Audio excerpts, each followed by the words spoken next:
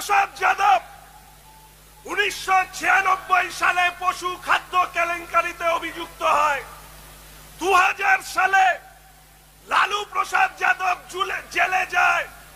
2002 সালে রাবড়ি দেবী মুখ্যমন্ত্রী হন। লালু প্রসাদ যাদব জেলে থেকে বেরিয়ে জামিনে থেকে রেলমন্ত্রী হন। আর 2017 সালে এনডিএর গভর্নমেন্টের সময় এই লালু প্রসাদ যাদব তার শাস্তি প্রমাণিত হয়, দোষী প্রমাণিত হয়।